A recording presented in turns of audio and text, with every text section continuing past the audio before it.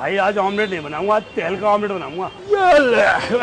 जब छत्रपति शिवाजी महाराज और मिर्जा राजा जयसिंह के बीच में बटे तो औरंगजेब के हाथों कटे। सर अपने चीजें दो बिरादरियों में बांट दिया उस चीज को भाई। एक मिनट मैंने सारे विदेशी लुटेरों का नाम लिया, बिरादरी कैसे आ गई? इसके खून में इसकी कौम सनी हुई है। इसकी वफादारी सिर्फ इसके खून के प्रति। इनके कौम में सिर्फ जहर भरा है, जहर। भाई साहब क्या मतलब है उनके कहने का? सुनिए, वो तो गोरी अकबर औरंगजेब में बिरादरी देखो, कहते आगे भाई यहाँ पे क्या हो रहा? कैमरामैन ये लटक रहा मेरे बाबर। टीवी वाले भाई पिक्चर चालू। अंदर में दिखाया गया है कि असली वॉइस है पाकिस्तान डायरेक्ट कर रहे थे, लाइक डायरेक्टली कहाँ पे हमला करना है, कमांडोज को कहाँ पे अटैक करना है। और लेकिन इल्जाम लगा था उस टाइम पे, कांग्रेस ने लगाया था कि आरएसएस ने करवाया ये। यस बड़ा अच्छा सवाल है, जोरदार ताली इस सवाल के लिए।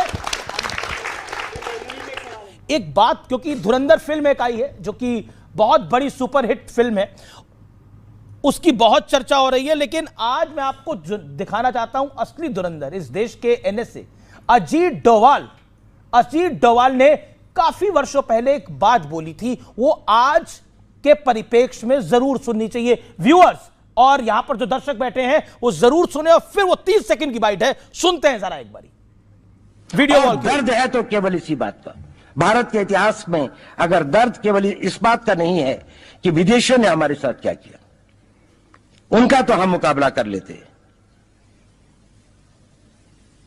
दुख इस बात का था कि हमारे सभी लोगों ने साथ नहीं निभाया और साथ नहीं दिया, और इसकी फीलिंग आज भी मुझे इस देश में होती है। ये कुछ वर्षों पुरानी बाइट है, बड़ी इस समय वायरल हो रहा है। मैं एक सेकंड मैं सुधांशु त्रिवेदी से समझना चाहूंगा। सुधांशु त्रिवेदी, अजीत डोवल का कहने का तात्पर्य क्या था? कुछ वर्ष पुरानी ये बाइट है, मैं फिर एक बार डिस्क्लोजर दे रहा हूं, मेक योर पॉइंट। उनके कहने का भाव बहुत स्पष्ट था, जब जब हम बटे तब तब हम कटे। जब हम राजा अम्बियोपोरस के बीच में बटे, यूनानियों के हाथों कटे। जब जयचंद और पृथ्वीराज चौहान के बीच में बटे तो गोरी के हाथों कटे। जब महाराणा प्रताप और राजा मान सिंह के बीच में बटे तो अकबर के हाथों कटे। जब छत्रपति शिवाजी महाराज और मिर्जा राजा जयसिंह के बीच में बटे तो औरंगजेब के हाथों कटे। सर अपने टर्न पे बोलिए। अरे आप अजीत डोवाल के माने का जो उन्होंने दो लफ्ज बोले हैं, इन्होंने सारा चीजें दो बिरादरियों में बांट दिया उस चीज को भाई। एक मिनट मैंने सारे विदेशी लुटेरों का नाम लिया, बिरादरी कैसे आ गई? ये चोर की दाढ़ी में तिनका, चोर की दाढ़ी में तिनका। भाई यहाँ पे क्या हो रहा है?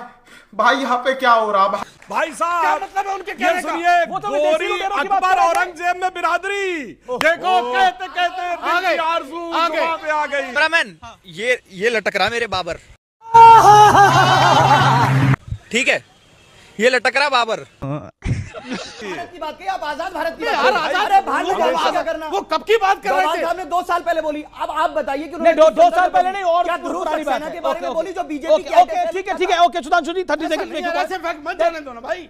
इन्होंने कहा, ऐसे नहीं आप मुसलमानों को दुश्मन बना रहे हो। सुनिए अब आजाद भारत की बात कर रहा हूं। सुनिए आजाद भारत, आजाद सुनिए ना, फिर मुसलमानों को जोड़ रहे हो तो औरंगजेब को मुसलमानों से क्यों जोड़ रहे हो?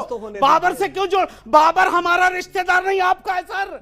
अकबर औरंगजेब की कब्र पे कौन गया? इमरान प्रतापगढ़ी कांग्रेस के नेता और असदुद्दीन ओवैसी, अकबरुद्दीन ओवैसी। क्या कहते हो? मेरा मतलब नहीं है भाई, ऐसा झूठ ना बोलो। सवाल आपका पॉइंट, अपनी बात रखो आप। सर मेरा सवाल ये है कि पार्लियामेंट में वंदे मातरम पे चर्चा हो रही है, एसआईआर पे चर्चा हो रही है। सर हम युवा है, हमारी बेरोजगारी पे, हमारी शिक्षा पे कब चर्चा होगी? ओके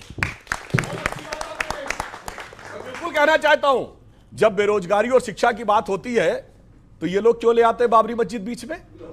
पूछो ना। आज आप कहते हो सबसे खराब स्थिति मुसलमानों की है।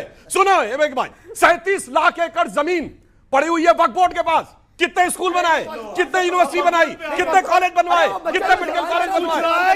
रोजगार कैसे मिलेगा? वो वक्फ बोर्ड पे आ गए। अच्छा ठीक है, और सवाल ओके, सवाल क्या? विपक्ष पार्टी हार का मंथन करने की जगह वोट चोरी जैसे मुद्दों को क्यों उठाती है? ओके, विपक्ष पार्टी हार के मंथन करने की जगह वोट चोरी जैसे मुद्दों को क्यों उठाती है, इसका जवाब अब आप बताइए ना। हर बारी वोट चोरी, पहले ईवीएम की दिक्कत थी, अब वोट चोरी की दिक्कत है, क्यों? बच्चे ने बहुत ही अच्छा 30 सेकंड सार्थक प्रश्न किया है। वोट जो चोरी इस लोकतंत्र से जुड़ा हुआ मुद्दा है। चुनाव आयोग का मतलब है निष्पक्ष, पारदर्शी और विश्वसनीय होना चाहिए। हम चाहते हैं सभी राजनीतिक दल विश्वसनीयता का जो संकट आ रहा है उस पर प्रश्न लगाए और ईमानदारी से सही चर्चा हो, ताकि लोगों में भरोसा बढ़े लोकतंत्र के लिए। के बाद आता हूं अमित भाई, क्या आपको लगता है विपक्ष एक नैरेटिव बनाने की बार बार कोशिश करता है कि देखिए एसआईआर हो रहा है, गलत हो रहा है। ममता बनर्जी भी यही बात कह रही थी कि एसआईआर हो रहा है, मैं फॉर्म नहीं भरूंगी, लेकिन फाइनली उन्होंने भी फॉर्म भर दिया। उन्हें पता है कि यह जरूरी है, आपको भी पता है यह जरूरी है। अब आप बार बार नैरेटिव बनाने की कोशिश करते हैं, लेकिन फाइनली खुद एक्सेप्ट करते हैं। भाई जब एसआईआर हो रहा है तो इलेक्शन कमीशन ने एसआईआर में ये कहीं नहीं कहा है कि ये नागरिकता प्रमाण करने का कोई मिशन है, रिवीजन कमीशन है। लेकिन आदरणीय गृह मंत्री जी ने भारत की संसद में जब जब चर्चा करी है तो वो कहते हैं कि वो एसआईआर की बात ना करके उसमें घुसपैठ जोड़ते हैं। चलिए आइए घुसपैठ पे। सुधांशु जी, अगर बांग्लादेशियों को यहां से सरहद पे छोड़ने चलना है, समाजवादी पार्टी आपके आगे आगे चलेगी। नंबर 1। नंबर टू कहा जा रहा है हमारे मुख्यमंत्री योगी आदित्यनाथ जी कि डिटेंशन सेंटर बनाएंगे। जी बड़ी अच्छी बात है। हम ये पूछना चाहते हैं कि जो घुसपैठ हुई है, चलो सरहद पर छोड़कर आओ, मेरे नौजवान दोस्त ने जो बोला, लेकिन डिटेंशन सेंटर का अंतरराष्ट्रीय लॉ क्या है? लॉ ये है कि जब हर जोन में, हर मंडल में योगी आदित्यनाथ जी डिटेंशन सेंटर बनाएंगे, साफ पानी, बिजली, कपड़ा, खाना, दवाई, आपको उनके पानी और बिजली की तरफ आप लोगों की पानी और देना पड़ेगा। अच्छा ठीक है, अब आपको पूरी पेशेंट 10 सेकंड आपको डॉक्टर देना पड़ेगा, कफ सिरप देना पड़ेगा, किताबें देनी पड़ेंगी, आम लोगों के पैसे से, उत्तर प्रदेश के आम कॉमन टैक्सपेयर के पैसे से हम ये होने नहीं देंगे। अच्छा 2 minute 10 second 2 minute 12 second 10 second आप बोले और उतनी ईमानदारी से आपको सुधांशु त्रिवेदी ने सुना। मैं कह रहा हूं 1.5 मिनट आप उनका भी जवाब सुनिएगा। और आपको उनके डॉक्टर की चिंता है, घुसपैठियों के, आपको घुसपैठियों के बिस्तर की चिंता है, उनके साफ पानी की चिंता है, उनके साफ शौच की चिंता है। घुसपैठियों की चिंता थोड़ी देर के लिए बंद कर दीजिए। खून में इसकी कौम सनी हुई है, इसकी वफादारी सिर्फ इसके खून के प्रति। इनके कौम में सिर्फ जहर भरा है, जहर। इनका हिसाब चुकाते चुकाते हम खाक हो जाएंगे। यूपी की पब्लिक की चिंता करिए, वोट उन्होंने आपको देना है। ओके, आप देखिए ओके 40 सेकंड। वो खौफ, 50 सेकंड, घबराहट और छटपटाहट साफ दिखाई पड़ रही है।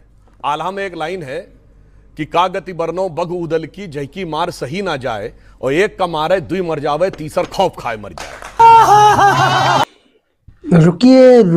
रुकिए। तो आपको लग रहा है मैं आपके वीडियो में क्यों आया हूं? तो मेरा छोटा सा क्वेश्चन ये है, अगर आपकी टांग में या आपके हाथ में कहीं फ्रैक्चर हो जाए तो आप सबसे पहले क्या करवाएंगे? आपका जवाब होगा एक्सरे। लेकिन अगर मेरे हो जाता है तो मैं पता क्या करवाऊंगा? जाति जनगणना। तो आप ये सोच रहे होंगे जाति जनगणना क्यों करवाऊंगा जी? क्योंकि जाति जनगणना, ये सुनिए पहले, एक्सरे मतलब जाति जनगणना। समझ में आ गया होगा। सरे मतलब जाति जनगणना। यहाँ पे क्या हो रहा है? वो जानते क्या हो रहा है?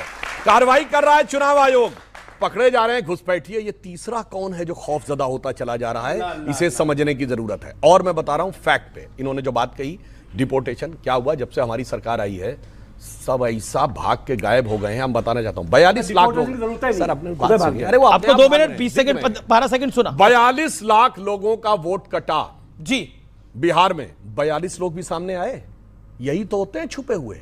वो सर्टिफिकेट लेके थोड़ी घूम रहे होते हैं कि बांग्लादेशियों में रोहिंग्या। जब आपसे कागज मांगा जाता है बिहार में 42 लाख लोग, आप एमपी हो, वो रोहिंग्या हैं, घुसपैठिया हैं बिहार में जो मिले हैं। तो डिटेंशन सेंटर बिहार में कहां, बताओ भाई? मेरी भाई कहां पर है डिटेंशन सेंटर? होने दो भाई। 42 लाख का वोट कटा, 42 सामने नहीं आए।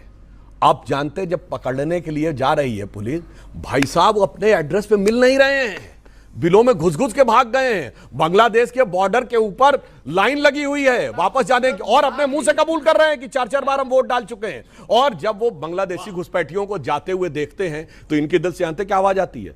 तुमने किसी की जान को जाते हुए देखा है? वो देखो मुझसे रूठ कर मेरी जान जा रही है।